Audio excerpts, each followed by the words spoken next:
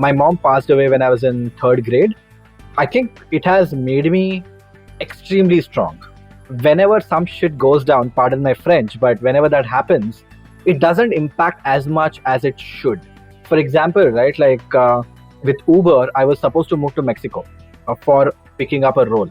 And everything was done, left my house, broke my lease, sold my stuff. Next day was my flight at 4 p.m. And 11 o'clock in the night, I get a call saying, your move has been cancelled.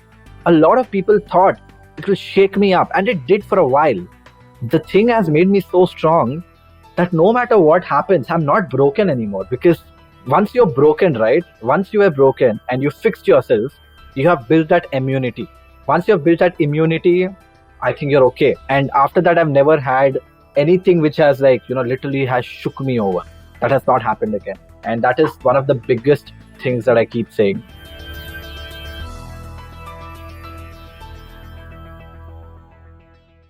This is episode number 107 of The Inspiring Talk with Vaibhav Sisinty. Welcome back inside yet another episode of The Inspiring Talk. My name is Bijay Gautam. I'm your host for this show. Each week, I interview today's most successful and inspiring personalities to help you realize your inner potential.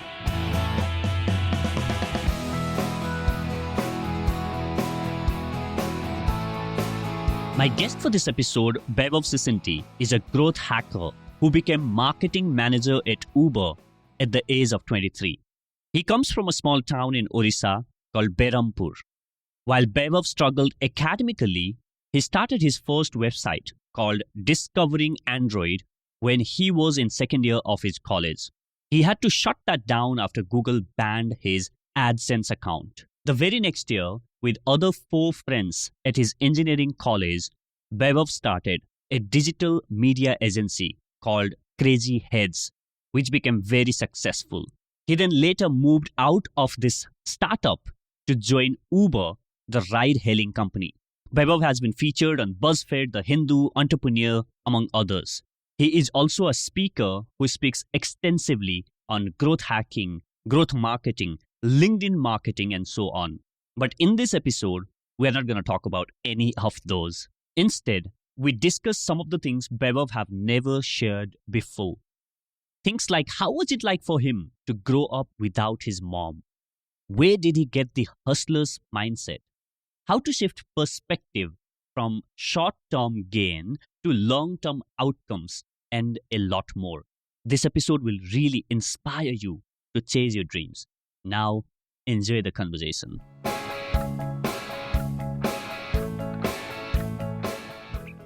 Welcome back inside this episode. I'm super excited to have with me here Vaibhav Sisinty. Vaibhav, welcome to the show. Thanks, man. Super stoked to be here. I've been following your podcast forever now, and very excited when you said, would you want to come in? Very excited to be here. Absolutely, man. And, I have been thinking of getting you on the show for the longest time, and you are now all over the internet. And the first time that I was just thinking, hey, how was it that I came across this guy? And I remember it was, a couple of years back when you made this post on LinkedIn. Okay. No wonder. And where, the post said, how I became manager at Uber at 23. And that's the post, I think that kind of went viral on LinkedIn when you made that post. And that's, this sounds interesting. And then I think that's how came to know about that. And after that, we got talking on LinkedIn and we met at the event. So basically, this conversation is going to be about something that you haven't shared before and some of the things that you haven't, extensively shared before. And obviously, the people think that, what, this crazy guy shows up on the Facebook and, he might have been lucky, but I just want to now unveil and reveal that story with people. So, so let's get back to your early childhood, Vaibhav. Where did you grow up, and what was your childhood like? So I come from this small town called as Berhampur. It's in Orissa. It's essentially the border of Andhra and Orissa, right? So, and I come from a Telugu family, so I kind of speak both Oriya and Telugu. And Hindi is because of Hindi movies, and English is because of schooling. But yeah, I come from the town called as Berhampur, which is also called as Silk City. And I did my schooling till my 10th grade in the same school, which is St. Vincent's. And Post that, I've been outside of Berhampur. Like 12th was in Hyderabad, and then in Visakhapatnam for engineering, and then all over the place for work. So what did your parents do? My dad was bank clerk. So it's a funny story because I've been saying the same thing for 24, 25, 26. I don't want to give out my age now, but that is what I've been saying because my dad has a funny story. Not funny, like he's an incredible person. And the reason is that my dad started as a bank clerk and he ended as a bank clerk. And the biggest reason for that is he didn't want to take a promotion. And the reason, because when promotion happens in banks, essentially you have to travel, right? You have to go to suburbs and all that. And he realized that it will impact mine and my brother's education, right? So he So you have two siblings? Yeah, I have an elder brother, much nicer person than I am. He used to keep bringing that point back. It's because of you people. I have not taken a single promotion. You better buckle up and study well. मैं सुन के थक गया हूँ. But back in the day, I was like, why aren't you taking a promotion? Now I realize how much importance he gave us when it comes to education, because I don't come from a stellar educated family, to be very frank, right? When I talk about my extended family, everybody has flunked in one class for sure. Right? And me and my brother are the only outliers in the family who never flunked in any class.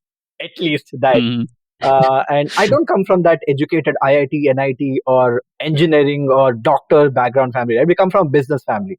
And my dad really wanted us to do well in education. So that's what my dad was. And my mom was a housewife. My mom passed away when I was in third grade, towards the end of third grade. That's still the third grade. And eventually after a year, 1.5, 2 years later, my dad got remarried. But again, right, that is what I remember of my childhood. So I'm sure, right, growing up without your mother definitely had some impact in you. So what are some of the memories that you have with your mother, or the things that you cherish the most about the time that you got to spend with your mom? So, there are some clear memories that I have, right? Like she used to be the love of my life. As a kid, I used to love her so much. So, ये होता है ना बचपन में, I would just pluck a flower and I would be like, I love you. And I'm like, मेरे को शर्म आ रहा है उसके ऊपर, this is like a movie and should I be even doing that? And my dad is like, hey, you can't do that with my wife. And I was very, very close, right? Very, very close. And she also has obviously had, and I was my favorite of my mom. Right? So I have many memories, but one distinct thing that I would clearly remember is I will come back from school every day and my mom will be like, stop putting me through this pressure. Please eat the food. Please stop watching. Your dad will come. Go out and study. But once my dad is off, then I get to do everything. And also when it comes to, getting pocket money or something like that, official pocket money is 2 rupees per day. But I get extra 5 rupees for my mom because my mom realized that 2 rupees is nothing. I'm talking about, now a lot of kids will be like, what, 2 rupees? What do you get in 2 rupees? But by the way, in 2 rupees, I used to get 2 idlis, which was my breakfast. Yeah, man. Anything. When I look at the pictures, and everybody keeps saying this, that you were her favorite and she absolutely adored you. And yeah, I remember quite a few things. They are not special memories, but like a everyday memory. I remember, I can still remember our everyday life with mom around, right? And I still get dreams with her.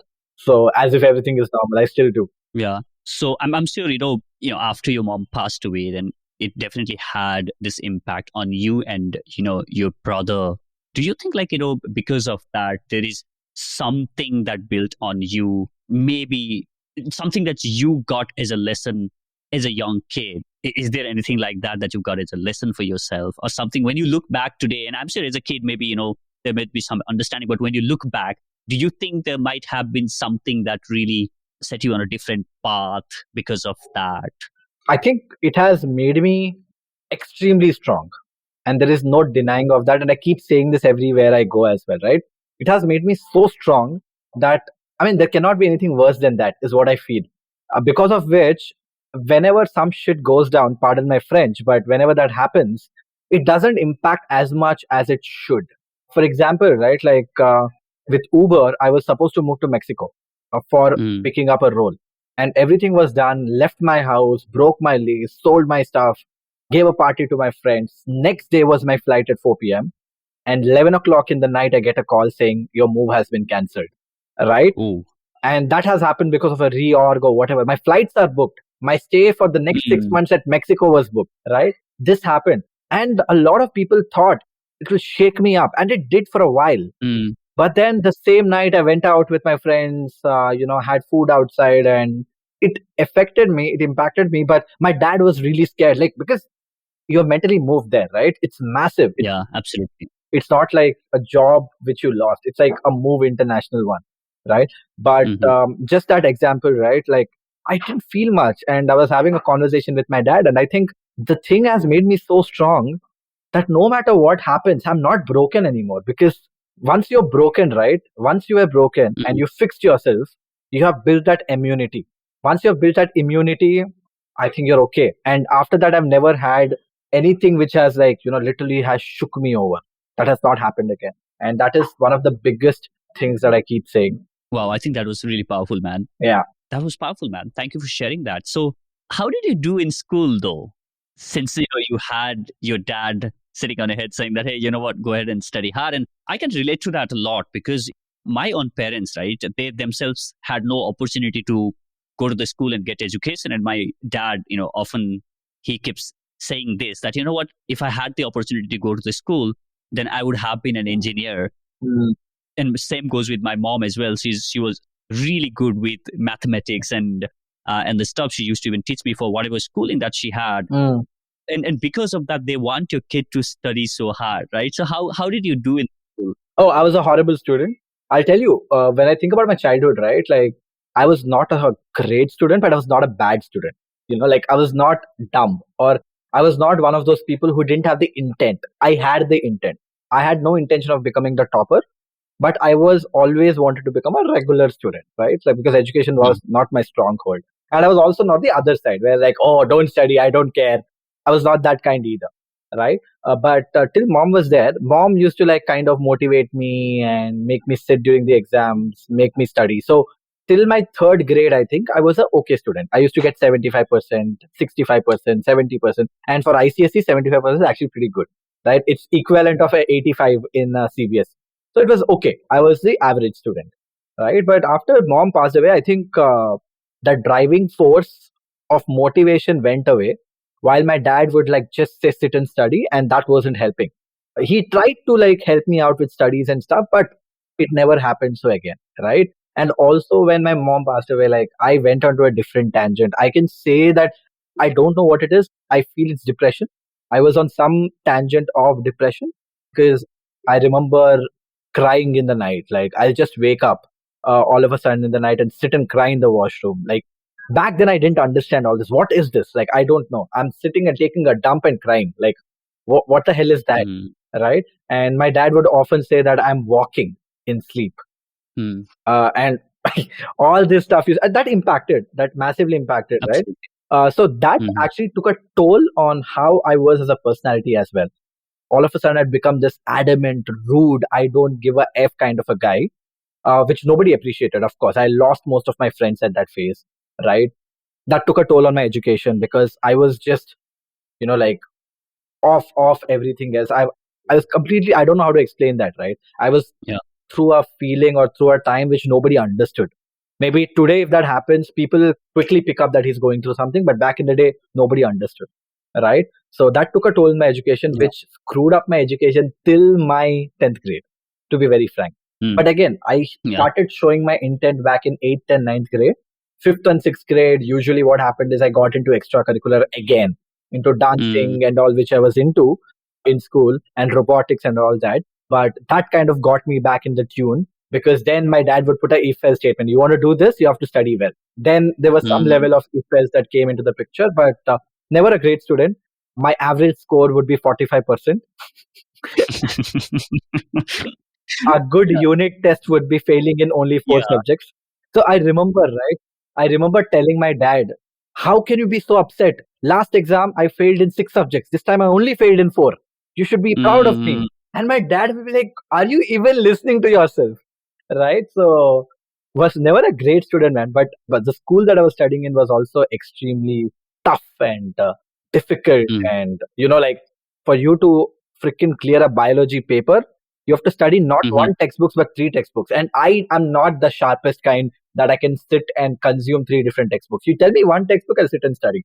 Right? No. So it was extremely difficult. So getting a school average was 55%. Get my average student is doing 50-55%. Yeah. That's clearly below average, but yeah.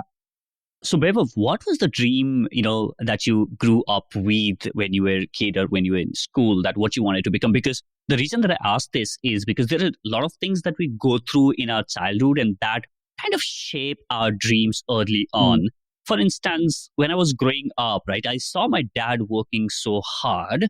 And I clearly remember, and I think I have mentioned this a couple of times in the podcast as well, that, I clearly remember telling to my mom a couple of times as a kid that, you know what, Mom, whatever I do in my life, I'm never going to work for someone else. I'm going to do whatever I want to do, but I'm going to do it for myself. So that is something that I've always grown up with. And that used to be my dream, that I want to make hell lot of money, right? So for you, what was that dream like? And what do you think shaped that dream?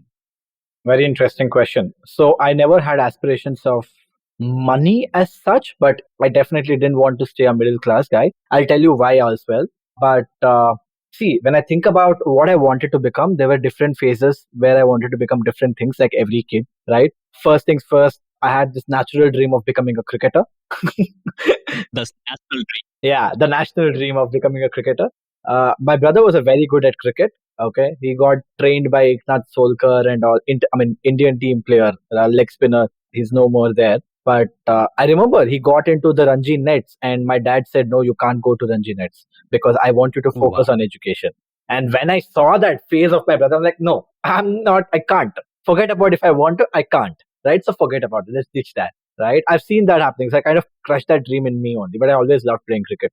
Then dance came into the picture. I used to love dancing. Right? I used to perform everywhere. I used to win awards and shit. Now, in my 4th grade or something, 3rd grade or something, I got an offer from a Orissa movie. Ooh. And that was rejected blatantly as well. While my mom was trying to convince my dad, but that was blatantly rejected as well. I remember they were okay to pay 5,000 rupees, okay, for some few days of shoot. And my dad was like, no, I don't want you to become an actor or something. I want you to study. That will impact education. I said, no, Dad, I'm going to do it together. He said, no. And it was a no. So that dream got crushed there as well. But 6th grade, 5th, 6th grade, I got into robotics. And now when you think about robotics, I'm not talking about humanoid and stuff, but I would break my toys, build my own stuff, always around motors, wires, soldering, underwater robots, ships. You name it, we kind of have done it. Like, I've also kind of made a circle like that who are very interested in all this stuff, right? And people used to say, ये बंदा तो मतलब smart है, ये engineer ही बनेगा, right? And then I was like, oh, I really like robotics. I should become an engineer, right? I'm one of the very few people who always wanted to become an engineer and became one, but I haven't been doing anything around engineering. That's a different story, right? Yeah. So I wanted to become a robotic engineer, right? And I knew it was mechatronics, and I was very 7th standard. I used to say, I'll get into mechatronics, right? But then in 8th grade, what happened is again a flip of switch where I wanted a computer. I was into gaming. I loved gaming. I used to go to these gaming centers and I wanted a computer. And my dad would be like, no, for forever. And then I finally convinced him to get a computer. He said, you have a budget of 15,000.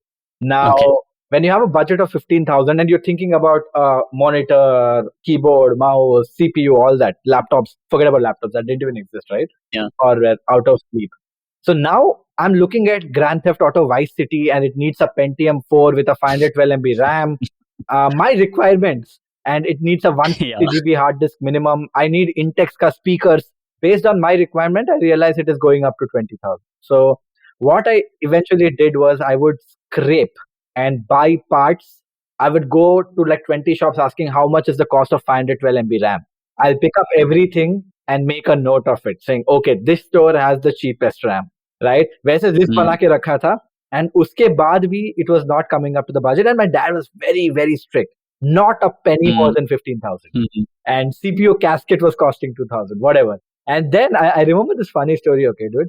I said, Dad, I finally found something. It's costing like 1,500 rupees more. Can we please go ahead and do this? He's like, no. But you know what? Budget is happening tomorrow. So maybe computers might become cheaper. And if it does, it will fit your budget. I am in school, some 7th, 8-year-old kid waiting to get out of school so that I know if budget has impacted. I am naive to even know that अगर आज budget आया तो कल cost नहीं कम होने वाला है, right? And right after school, I visit every store. आज budget आया, कुछ कम हुआ क्या? And there was one store who was like, yeah, बहुत कम हो गया. He gave me a quote of the whole thing for 8,000 rupees. He was just having fun with me. Yeah. My dad called. He was like, your son has been irritating me, coming every day asking me for the price of a product which he never buys. So I just gave him something so it doesn't come back to me. And eventually what I realized is, boss, मैं तो खरीद नहीं सकता हूँ computer को. So मैं एक काम करता हूँ, because assembling का भी 2000 होता है. तो मैं काम करता हूँ, screw that. I will buy all the parts. I'll go to internet cafe, learn how to fix a computer together, and then I will fix my computer together. So internet cafe was 15 rupees an hour, right? So I made that math. Maybe it will take me 10 hours. So 150 rupees more, and I can fix my own computer. So I don't have to spend 2,000 rupees to fix that computer. Wow. I buy all those parts, go to internet cafe, understand one piece, write it down, come set it up. Took me like 15 days-ish, but I finally had a working machine without a CPU. And my dad was like, what is this? This something will happen to me. He eventually spent some extra money to buy a case for the whole thing. And that is how my computer came together. So while I was doing all this, I realized, hey, wait, it was not just robotics. I'm interested in computers as well. And that's when I thought, computer science and mechatronics ko mila ke kuch karenge abhi, right? Yeah, I think that's very interesting, Vaibhav. You shared that. And I think it's been a while since you have probably reflected on that incident for yourself as well. But do you think because of that, some sort of seed was planted for you to think of an alternative way? And, it so is in line with what you do today in growth hacking and growth marketing, where you are trying to hack and think out of the box and figure out the shit, right? Now, do you think your dad being stringent or maybe not giving you that extra bucks to buy that computer and, hold that incident, do you think that some way has kind of built that confidence in you that, you know what, I can figure things out even if I don't have the resources? I think I kind of agree. It's not just this incident, but multiple incidents that have happened. See, the thing is, when you want something, I was one of those people, when I want something, I want it.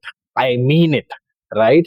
And if you don't give it to me, I'm going to figure out how I could get it, right? And that's what I've been doing all throughout my life, right? And that's what happened in this case. I wanted a computer, I got it done, right? Somehow. I wanted an Android phone, I made the money to buy that Android phone. I wanted to build a website, I didn't have a laptop, no problem. I'll figure out a friend who has a laptop and I'll work on it when he's sleeping, right? I want to get to a growth but no budgets, I'll growth hack my way. It's the same mindset that has made me a good, decent marketer that I'm today, or a growth hacker that I'm today, I feel. Absolutely. So where do you think this whole thing about, I want to get this thing, where does that thing about, I'm not going to give up comes from? I'm adamant. Is there anything? I'm adamant. That's it. Can you recall any incident, maybe, go back and look at your life and say that, I think, maybe, that kind of gave me the confidence that, I can get anything. Because what I can sense from this is when you get few things, when you know that you are not going to get it, that kind of builds to your mindset. And it's kind of rewiring of your head that you simply don't want to give up. That because you know that you are going to figure out a way to get this. See, I'll tell you. Everything I have ever asked, I was always been given a no to. You won't even believe, okay? I remember these days when I liked hide and seek biscuits. Dude, 10 rupee biscuit packet, I was told no to that, right? Not because we couldn't afford it. We were not poor, right? We can definitely afford a 10 rupee hide and seek packet. But my dad was in the mindset that if I give everything that he wants to, he'll get spoiled. It could be as simple as a hide and seek biscuit packet to as simple as buying socks for my school, right? Like just use the rubber bands and make it work. I'm not going to buy it because I bought it last year, right? All these instances, because of continuous listening of no's for most of the things that I want, I kind of got into this zone that, hey, no matter what I want, I'm not going to get it anyways. So I have to make it work. I have to figure out ways on how I can get it. right? And Hmm. this has been the case. I never thought about it like that. Now that you ask, I can kind of reconnect dots. Yeah. But yeah, this has been the case all throughout my childhood, right? My dad kind of opened up. He kind of opened up in my engineering, to be very frank. He was no more this strict father. He kind of opened up. He let me Yeah. do things in my engineering. Maybe some influence of my brother saying, you got to be lenient now. He's done, right? He's off to a decent college. Hmm. He can figure it out from now on. But yeah, before that, it Yeah. was a continuous no for every freaking thing that I asked. Absolutely. And I can relate to, I won't say like that was the similar case with me as well, but I can definitely relate to that using the rubber band for the socks because that's what I have done my entire childhood as well. And it used to be a rare scenario when I used to get that fresh smell of a new books because every single time there used to be like one super senior guy who would buy the book and that would pass on to Oh, his bro, brothers and same then story. to me Same and then story. to my sister and and then if there is some syllabus change and if there is new book or if there is a new edition of the books coming and that's when you get the new book otherwise using the Guess what? used I books mean, right most of my textbooks were coming from the second-hand market. My dad was like, तू तो पढ़ता नहीं है, books खरीद के पैसे waste क्यों कर yeah रहा है, सेकेंड हैंड मार्केट से खरीदेंगे.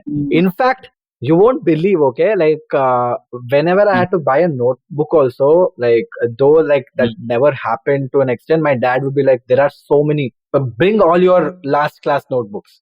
There'll always be yeah 20, 25, 30 pages left. उसको फाड़ो, वो बाइंडिंग मशीन को जाओ, yep उसको बाइंड करके उसका नोटबुक बनाओ. we did that too Yeah. It doesn't happen. It doesn't happen anymore, yeah right? It doesn't happen anymore. yeah And yeah. cool so basically do you consider yourself a smart kid with some sort of gift or and obviously you have already answered this in bits and pieces but do you consider yourself a smart kid with some sort of gift or someone who had to figure shit out because you needed to because there was no I other mean, that's option what we've been speaking so far, right? Like always figuring shit out, right? That's been my life so far. I won't say just childhood. So far, nothing has changed. yeah awesome so now let's jump few years later into you going and starting your first business Hmm.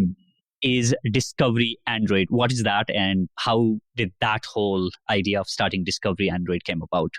Okay. So it's also a very funny story.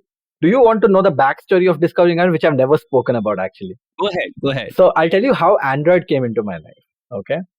Obviously, like Android phones back in the day were very new, right? A decent Android phone was costing 15-20,000 rupees, which is not small money back in the day. It's extremely expensive. 15,000 rupees is not a joke. Yep.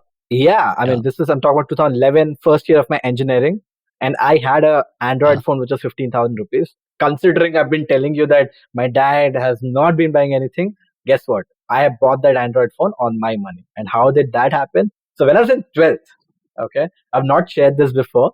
When I was in 12th, Hmm. again, I was on the hunt of making money because I was just not okay asking my dad for pocket money, right? Every time I ask something, I will get like 5,550 questions saying why, which I hated. So I was on a hunt. I was in Hyderabad, and there is an area called as Dilshuk Nagar.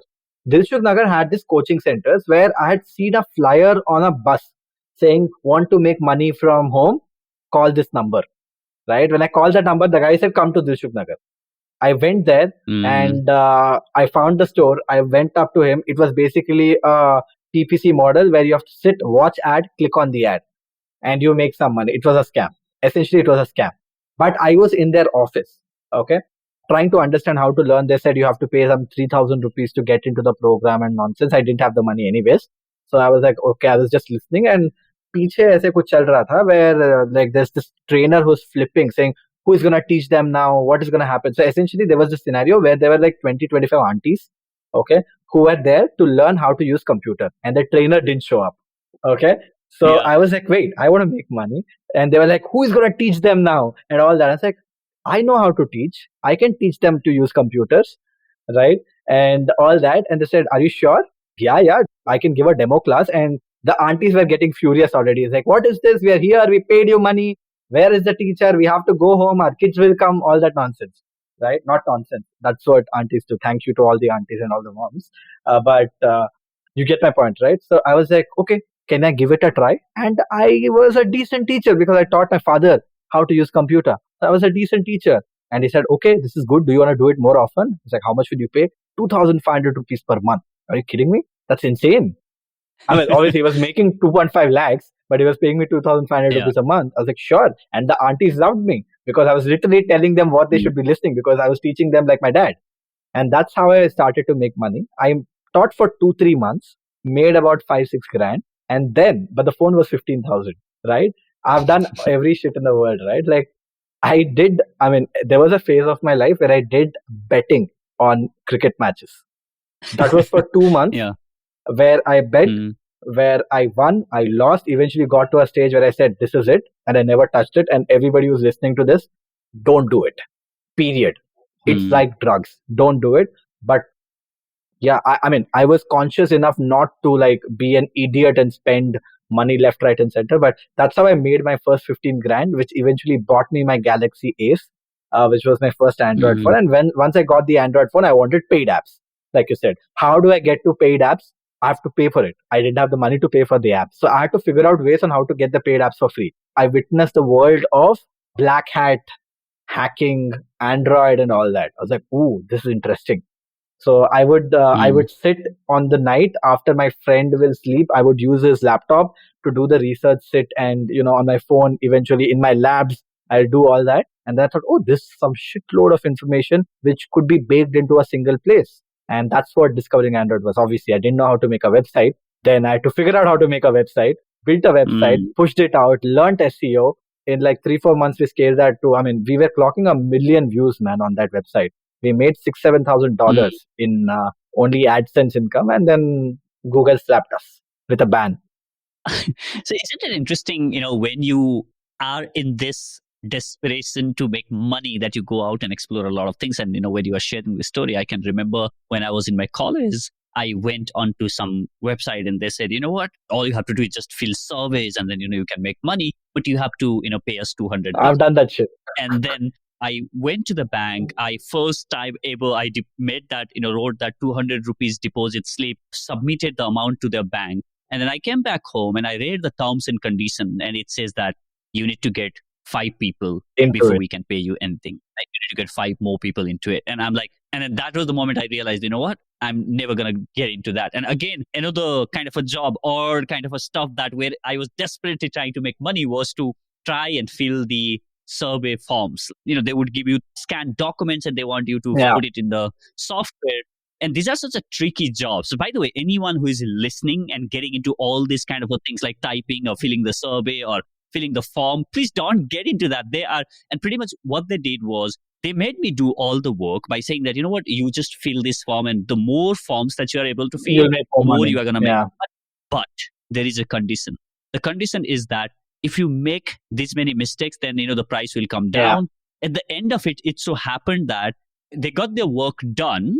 And also they got to the point where they paid me nothing for the entire month of work, that I put on that. Right. So yeah, I mean, I have been there. I can relate to all of that. But again, what that definitely did was taught, one thing later than, you got a lot of the ideas and you basically are willing to go out, fail and see the world. Right. So, and then Google, shut your business. Yeah. And then 2 years later, in 2013, you started Crazy Heads. This is while you were in engineering college. What was a year that all later, about? Not 2 years later, a year later. The thought was simple, man. I mean, this is a known story. People used to they knew how I could make websites because I'd made Discovering Android. And the people would ask me to build their websites for some 4,000, 5,000, whatever, right? And it was insane amount of money for me in the college. So I would do it for them, my friends, families, and all those business. I did 3-4 websites like that. And I realized, wait, there is something here. Probably I can build something on top of it, right? And we started Crazy Heads. Initially, it was Incubus, which we changed the name to Crazy Heads, because Incubus was a crazy name. I don't know how we came up with that as well. But when Crazy Heads started, initially we thought it's going to be more of a training company because I was into doing workshops in college already, right? So after we did a couple of workshops, we realized hey, this is not what we want to do. We want to do something more. And that's how Crazy Heads started. But we broke our leg with everything. Cold calling, cold emailing, scraping, going to door, did every freaking thing that is out there to make business. It was absolute struggle for 1.5 years. But the beauty was I learned a bunch of things during that struggle. I learned a lot of things because I would do a bunch of work for free because I needed portfolio to be built. Right. And eventually we got to a stage where people got to know about our work. They realized that we are very good at the work that we deliver while we are not very expensive, thanks that we are a college student. And eventually got to that stage where we worked with almost 100 clients by end of my 4th year. Probably clocked our first CR in revenue when we were still in college, and all that good stuff happened eventually. Yeah, absolutely. And for somebody who is in the college clocking 1 CR in revenue, so what is the amount that you were making when you decided to shut this down and join Uber and take a job? The last month was the best month ever before I left. And it was... So you guys shut that down, or you just took an exit and then your partner continued doing that, or you completely closed that business? There was a story behind it. Yeah. Yeah, I mean, it was above 10 lakhs in that month. I mean, way above 10 lakhs. I don't want to give it like a number, but heavily profitable. It was one client which paid us about $15,000 in that month. It's insane. Biggest client ever, right? 4th-year college student from Brazil, that client. And after that, I realized I'm not having fun. Yes, I'm making good money, but I'm not having fun, right? And that's when I realized that it's time for me to jump off the boat. And I made that switch. I tried to make it work with other people in the company. It didn't work out. And 7-8 months later, we shut down everything, right? The website is still live, but a few of the businesses got acquired. A few of the businesses raised funding that we worked with right now, but everything, we shut it down because I realized the business was too dependent on me, and without me, it was not running. I was the face. So I exactly want to know what was going on your head when you took this decision, saying that, you know what, I'm going to shut this running business where I know that I can scale and grow, and I had the best month ever. And to say that I'm just going to shut this down and go and take a job at an Uber. What was going on ahead at that point of time? I think the right thing to say is I was bored. The reason why I say it is bored is because it had become very predictable, man. I wasn't learning anything new. And I was in this stance like, boss, I'm 21 years old. पैसे तो मैं कल भी बना लूंगा. If I made money today, I'll possibly make more money tomorrow. And I had enough money. I cleared my education loan. To be very frank, I had 25 lakhs in my bank account lying. And I was like, screw that. Like, whatever, man. Like, I'm done. It's time for me to learn. And the beauty is, my company was still running when I made the switch, right? And I thought I'll go to that work. If I don't like it, I can always come back. And that was the intention. In fact, funny story, I told my team that I'm going. And the next day, 2 days later, I came back to the office again. And people were like, Vaibhav, did you already give up? I was like, yeah, I didn't like it. I came back. I was like, yeah, we knew that you're going to come back. What actually happened was, since I had my base at Visakhapatnam, Uber wanted me to go help Visakhapatnam first. As a result, I could come back to my own city again, and I would spend some time with the office folks. But Uber kept me busy, man. I wanted to go all in with Uber. So I never really tried to do anything more. Vaibhav, this is a question a lot of people do have on their mind, and I want to ask you this question. Do you need money to start a business? Depends on the business. That actually is the answer. Sadly, that actually is the answer. But do you need money to start a business? Hey, if you're someone who can raise money, then you don't need money to start the business, right? MVP is not going to cost you anything. A lot of people think business is a fully blown product. Yes, that's what business is. For you to get started, that is not what you have to build. All you need is validation, right? So building an MVP doesn't need money, no matter what it is, right? I mean, I'm not talking about manufacturing for that matter. Manufacturing my MVP, shayad it will cost you a couple of lakhs. But I'm talking about the internet business, right? Do you want to build a Swiggy?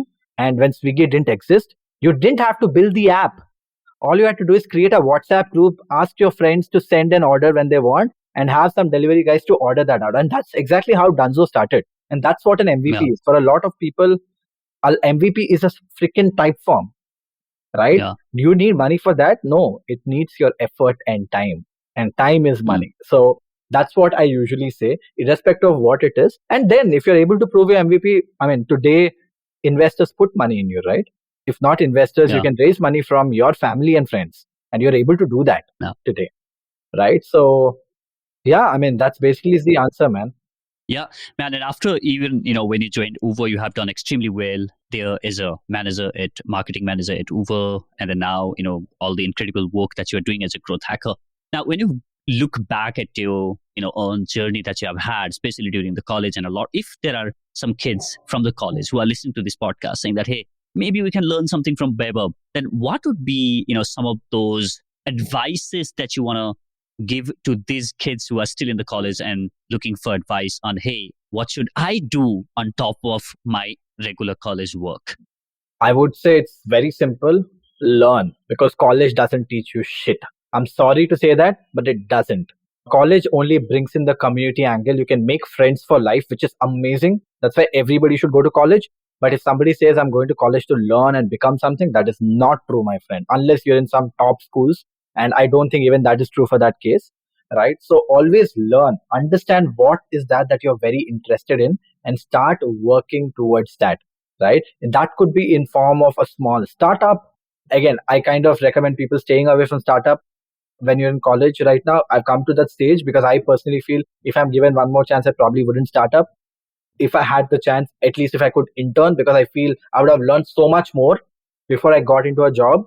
I would have been 2 years ahead of the curve, right? And that's what an internship can do today. A good internship in a good startup, like a small startup can do. Listen, if you go and work in a Google, you're not going to learn shit, right? Not much. I don't think you'll learn a lot. But if you go and work in a small company like Wine Studios, like one I'm building, you get to do everything. And that's the real learning. Absolutely. That's the real learning right Yeah. there, right? That is That's important. All I would say is keep learning. Like, I'm not asking you to not watch Netflix as a college student. I'm not asking you not to watch some Korean drama. I'm not asking you to go out on dates with your girlfriend. I'm not saying all that. Take that extra 3 4 hours every day to learn something new in any form or other, and explore options, because you never know what you will eventually like. It's okay to fail. Hmm. It's okay to try 25 other things. Try all those 25 things, but at least try to drill down to that one or two topics that you essentially want to do. Because a lot of times, what is happening today, I've been lucky that I knew what I wanted to do right after college, but most of the people are not. And in India, most of the people are doing jobs that they don't want to do because they can't switch Yeah, anymore. They are not ready to reset. absolutely. And we are not coming Hmm. from that mindset of reset, right? Outside in the European countries, if they don't like it, they leave and they're okay to start fresh. But in India, we are not, because we're like, oh, I'm making 50K now. If I refresh, I'll only make 30K now. Do I want to go through all of that? Would you want to live rest of the life doing something that you don't like, instead of like spending 1 year extra and resetting your life? Again, that's the mindset that we go with, and that's how the society has been built into. So instead of saying make a reset, it's a much harder thing to do. Figure out your shit in college, because you have the time to. Absolutely. Awesome. That was a great tip. So, one of the things that I have really admired about you, and obviously, in the past 1.5 years that I have known you, and on several interactions that you have had over the call and when we met, and so on and so forth. So, one of the things that I always sense when we have that conversation, and I personally kind of thought, what, I should also pick a lot and I have to learn a lot from Vaibhav, is this long term thinking versus thinking about the short term gains, right? And especially when you are early in your career, right? And it's so uncommon to see somebody thinking of 5 years or 10 years ahead of where they are right now, right? Where does this mindset come from? When you have the decision to make, I want to understand and try and decode. If you haven't thought about it, do take your time and try and decode. When you have options in front of you, where one is like a short term gain and another is a long term, and you are not very sure whether you are going to get, if you can even trust and go into play the long term game, right? Because you are not sure about the long term result, and with the short term you always know the result that's in front of you. Now, how do you go and think about it and make the decision? Dude, I think a lot of people complicate this. It's simple. Mm-hmm.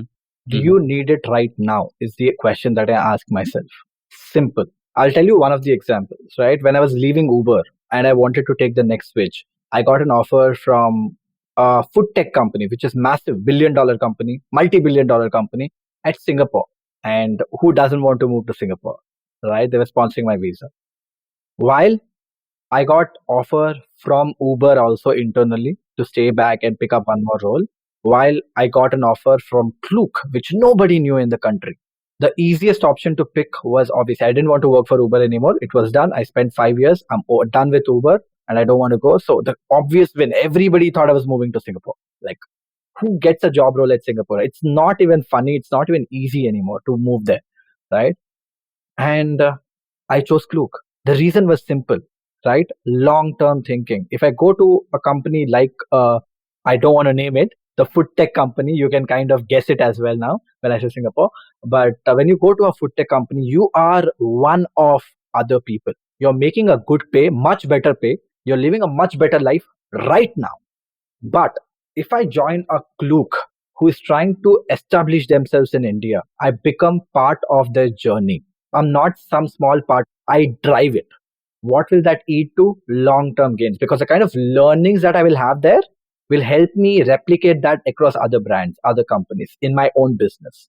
And that's when I took that switch. Lower pay, India, and moving to Bombay, which I never wanted to do in my life. I hated Bombay. I still do, right? But you get the point. Yeah. Will that extra 10, 15 lakhs per year change my life? It won't. Will me moving to Singapore today change my life? I don't know. But will I be able to move to Singapore later? If I can move now, definitely later. The answer is very clear. What do I want to do? And that's how I do everything. What do I want right now is what I'm chasing. What I want right now is to learn. What I want to do right now is build a community. What I want to do right now is build a personal brand. Money will come later. It has to come. It will go nowhere. It's yours. In fact, it will come in a compounded effect. Right now, you'll get a principal. Then you'll get the compound of the principal. Compound is always higher than principal. So work towards the compound. Wow, that is such a powerful insight there. Thank you for sharing that. Now, the next thing that I want to ask you is what I also know that you hate reading books. and That is not right. I don't hate reading books, but I'm not engaged with a book. So I struggle. I have used the same word that you used on your LinkedIn, so that I don't like reading book. Okay. So, it's not that you don't want to, and it's totally fine that it's just that we have different learning styles, right? So now, how do you learn? What is your way of learning? And I've been telling myself that, I should be reading more books. And then I've kind of made my peace with not being able to read as many books as I would like to by telling to myself that, you know what, the way I learn is through conversations and asking people questions and having conversations. That's one. And the second thing that I think is a bit of a superpower that I kind of feel that I have, when it comes to learning, is just by seeing other things do. And I just want to figure things out. And I'm not one of those people who will follow what other people teach, but I'm one of those people who will follow what they are doing. So, and also that's by observation is something, that I kind of have a knack of, what might be working, and then just try and understand that and try learn that. So how do you learn? How do you learn things? Yeah, I think definitely not books. And just because I don't like reading or I cannot absorb as I read, I don't even prefer reading blogs much. And this has been since my childhood. Even when I used to read the textbook, right, I can't consume a lot of information, because of which I used to make hand notes of everything that I read. So that's easier for me to grasp. But when it comes to learning things, I think one has been a lot of content out there on videos and stuff, right? That is so obvious. That is one. But two is the majority of their learning actually comes with execution. Doing things. Yeah. Doing things. It's very much focused on what I do. It might not be applicable for what you do or what others, people listening to this do. But a lot of times you can learn how to run a Facebook ad, for example. That anybody can learn. But the real learnings is in while you do it, the kind of hiccups that you face, the kind of issues that you face, how do you make the ad work better? All that, it's not possible. The content is not there because it's your problem. And you would only figure out a solution once you go deep down and execute it. So I think the biggest teacher in my life has been execution. Learn from the internet and execute it. And the biggest learnings has come from execution, because the moment you're facing a problem, right, again, you start to learn, try to figure out how to do it. With that, you stumble upon more things and more to more. And as long as you're curious, you'll be able to learn a shitload of things. And that's been my way of learning, essentially. Awesome. Super, man. We have come to an end of this interview. Now, there's this round which I call is Enlightening Round, where I'm going to ask you a bunch of questions. So you're going to have to give some short answers to the question that I'm going to ask. Are you ready for this? Okay, I'm scared. You don't have to be. So, what inspires you to do everything that you do? To be better than what I was yesterday. Which one daily habit of yours you think has been game changer for you in your journey? Nothing. Really, I can't even think of one habit I should change every freaking habit of mine. I should organize my time better. I should get my thoughts better. I should wake up Or early. maybe, I should work okay, out. let me maybe rephrase this for you. So, which one mindset or thought do you believe has been, game changer for you in your journey? That is easy. Curiosity. I always want to know how things work. I always want to know, even if a brand does a phenomenal job, even if somebody has figured out a way to do it, I want to know how they did it. Doesn't matter if I need it right now or not. Curiosity. Best piece of advice that you have received in your life? I can tell you the worst piece of advice very easily. Yeah, you can do that as well. Yeah. That your education defines who you are. Without education, you're nothing. Best piece of advice that I've received. Cool. We'll proceed further then. What is the one wrong belief you have held for the longest time in your life about yourself? That I can't make it big with who I am. Like, I have to change myself to become big. Could you elaborate on that? Yeah, again, right, kind of drills down back to the education, where if you're not a good student, you can't do well. If you're not the topper of the class, you can't do well, right? I've been told this way too often as a kid, right? And trying to get over it is very difficult because you're always thinking about, wait, I was told I can't do it. So can I do it is the big question that comes into the picture, right? So yeah, that. Awesome. If you were to start this journey all over again, what are those three things that you think you would have done differently? One is that, the realization of education not driving my life, right? Getting to know that in my head was very important and I couldn't. Two is that I'd probably try to figure out internships if I can instead of starting something up by myself. Three is that I should have spent more time with my friends than I did back in college. Like, find a balance. I overdid things. Yeah. Awesome. So I have one last question, Vaibhav, that I want to ask to you. But before that, I'd like to thank you for sharing your ideas and insights. And I'm sure for a lot of people who know you, I'm sure there are a lot of things that they might have never heard before. And it was great learning you and your story. And I was, having this conversation with you often, almost like, we do have this conversation, every few weeks. So even after that, there were so many things that I myself was not aware of. So thank you for sharing that. Now, I have one last question that I want to ask you. But before that, if people would like to reach out to you, maybe get in touch with you and maybe just, ask you a few questions, what is the best possible way to reach out to you? I would have told LinkedIn, but LinkedIn is too crowded right now. So reach out to me on Instagram. That's probably the best place to reach out to me right now. Awesome. Definitely check him out on Instagram and do take a screenshot wherever you are listening to this episode from. Take a screenshot, tag Vaibhav, tag me, and we'd love to know what is it that stood out for you guys on this episode. So Vaibhav, here's the last question for you. Imagine that you're standing on a stadium and this is the largest stadium that has ever been built in the history of the world. And there are millions and millions of people on that stadium. And you have been given only 1 minute of the time to share the most important lesson that you have learned in your life. What would be your message? Don't stop learning. No matter who you are, no matter which phase of the life you are in, no matter how good you're doing right now with your life, don't stop learning. Because the moment you do, you die. That's what happens. Today, the moment you stop learning, you die. So always be learning, keep the hustle on, and don't grow beyond who you are is what I'm saying, right? That's essentially is my advice to literally everybody and also to myself. And if I could add one more thing is start doing. Execution is the most underrated superpower. And this is something that I kind of try to spread because everything is possible. Everything is doable. Only thing that is stopping you from doing it is by taking that step of execution. Right.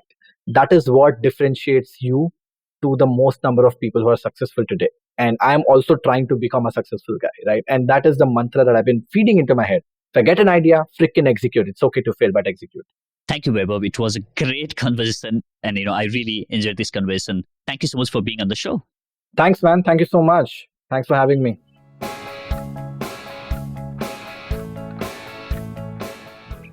Thank you so much for listening to this episode of the Inspiring Talk podcast. You can subscribe to the show on Apple Podcast, Spotify, JioSaavn, or wherever you get your podcast from. I hope you learned something or got some inspiration. You can take a screenshot of this episode and post it on your Instagram story. When you do that, don't forget to tag Vaibhav @Vaibhav Sisinty and me @Bijay Speaks. You can access the show notes of this episode by visiting theinspiringtalk.com/107. Thank you so much for listening. I'll catch you in the next. Now, go out there and do something inspiring.